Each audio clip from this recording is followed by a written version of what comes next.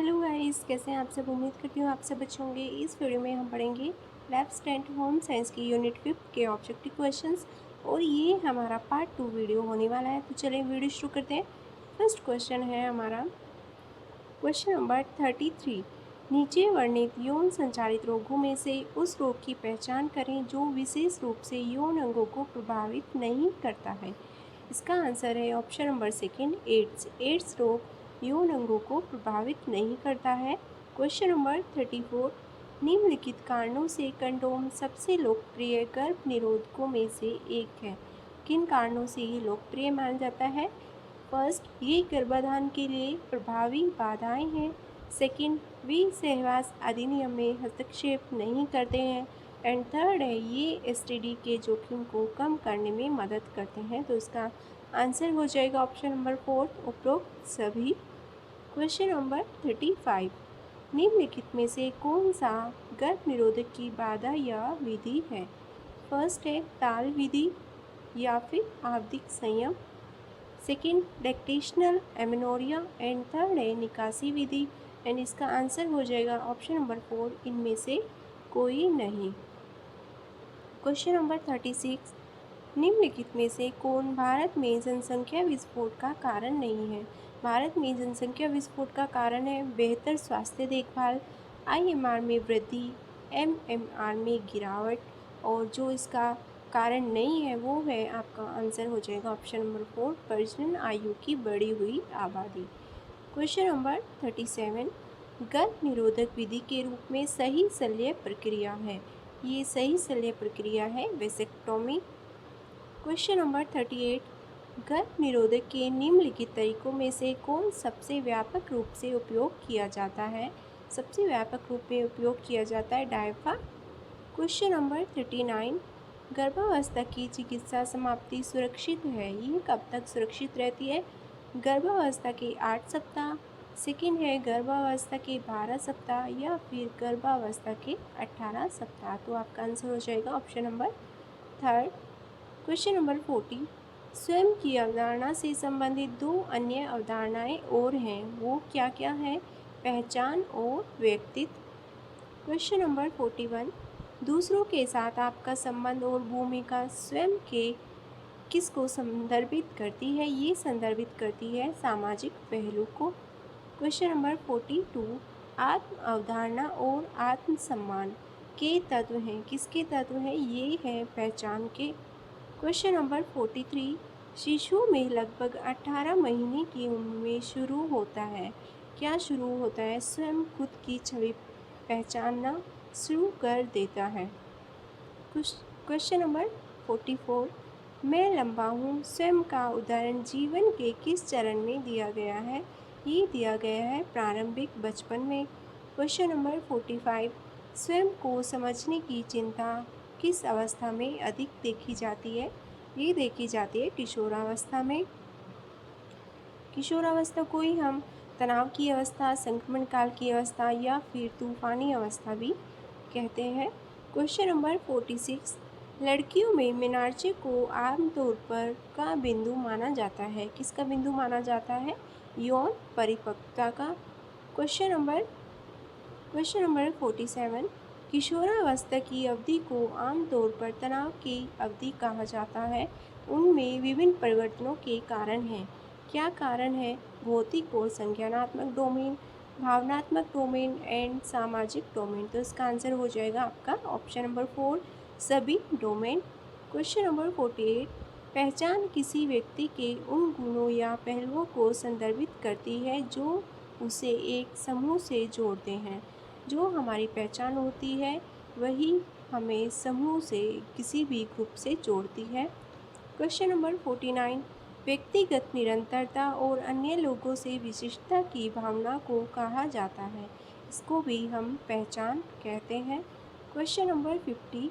आत्मसम्मान, आत्मज्ञान और स्वयं को समग्र रूप से बनाने के लिए सामाजिक स्व के उत्पाद को कहा जाता है, ये कहा जाता है स्व अवधारणा। Question number 51। स्वाभिमान और पहचान का विकास निम्नलिखित में से किस कारक से प्रभावित नहीं होता है? प्रभावित नहीं होता है, ये होता है पैसा या धन से।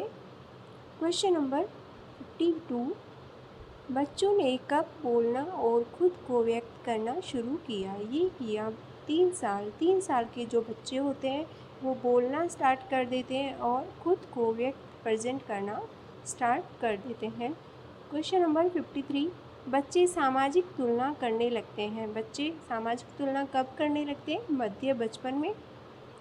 क्वेश्चन नंबर 54 यह स्वयं के संबंध में किसी व्यक्ति के अनुभव, विचारों और भावनाओं की समग्रता को संदर्भित करता है। क्या करता है? स्वयं। क्वेश्चन नंबर 55 किस प्रकार के पालन पोषण का अर्थ है कि माता पिता बच्चे के प्रयास और उपलब्धि के प्रति देखभाल, प्यार और समर्थन कर रहे हैं? तो इसका आंसर हो जाएगा आपका ऑप्शन नंबर 1 असंबंध। क्वेश्चन नंबर 56 किशोरावस्था की अवधि को आमतौर पर तनाव के दौर के रूप में जाना जाता है क्योंकि उनमें विभिन्न परिवर्तन होते हैं। भौतिक परिवर्तन और संज्ञानात्मक परिवर्तन होते हैं, भावनात्मक परिवर्तन होते हैं एंड थर्ड जो है सामाजिक परिवर्तन भी उनमें होते हैं। तो इसका आंसर है ऑप्शन नंबर 4 उपयुक्त सभी। क्वेश्चन नंबर 57 माता पिता अपने किशोर बच्चों के साथ संबंध कैसे सुधार सकते हैं?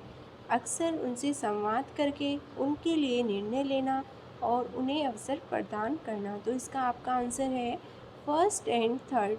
आप यहाँ पे करेक्ट कर लीजिएगा, फर्स्ट एंड थर्ड ये आपके करेक्ट आंसर है।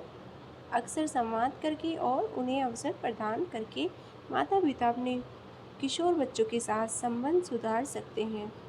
क्वेश्चन नंबर 58 इसे एक व्यक्ति के अपने स्वयं के मूल्य के व्यक्तिपरक मूल्यांकन के रूप में वर्णित किया जा सकता है। किसको? स्वयं को। क्वेश्चन नंबर 59 निम्नलिखित में से कौन किशोरावस्था के दौरान पहचान के संकट का कारण नहीं है? तो इसका आंसर है ऑप्शन नंबर 3 किशोरावस्था के दौरान कभी भी स्वयं की पहचान और पहचान की बदलती भावना। क्वेश्चन नंबर 60 निम्नलिखित में से कौन किशोर की स्वयं की भावना की विशेषता है? इसका आपका आंसर है सार स्वविवरण, स्वयं की उतार चढ़ाव की भावना, विरोधाभासी स्वविवरण और इसका आंसर है ऑप्शन नंबर 4 ये सभी। क्वेश्चन नंबर 61 किशोरों से वयस्कों की तरह व्यवहार करने और परिवार, काम, समाज आदि से संबंधित जिम्मेदारियों को निभाने की अपेक्षा की जाती है। इस परिवर्तन को अक्सर कहा जाता है, इसको कहा जाता है सामाजिक परिवर्तन। क्वेश्चन नंबर 62 जब एक किशोर व्यक्तित्व के आंतरिक पहलुओं के आधार पर स्वयं का वर्णन करना शुरू करता है तो इसे कहा जाता है, इसको कहा जाता है सार स्वविवरण। क्वेश्चन नंबर 63 किशोर अपनी शारीरिक बनावट और रूप रंग को लेकर अत्यधिक चिंतित रहते हैं क्योंकि वे आत्म जागरूक और पूर्व वयस्क हैं। तो इसका आंसर हो जाएगा ऑप्शन नंबर 1। क्वेश्चन नंबर 64 निम्नलिखित में से कौन किशोरों में भावनात्मक परिवर्तन का एक प्रमुख संकेत है? ये है मूड स्विंग, ऑप्शन नंबर 4।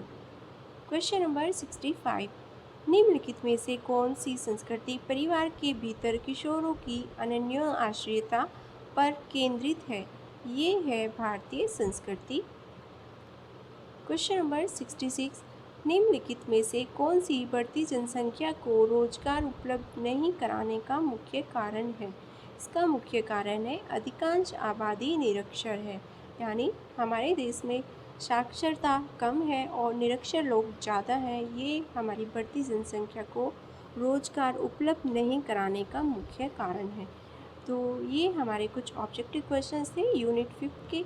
तो वीडियो अच्छी लगी तो वीडियो लाइक करें, शेयर करें एंड कमेंट करके अपनी क्वेरी हमें ज़रूर बताएं। Thank you.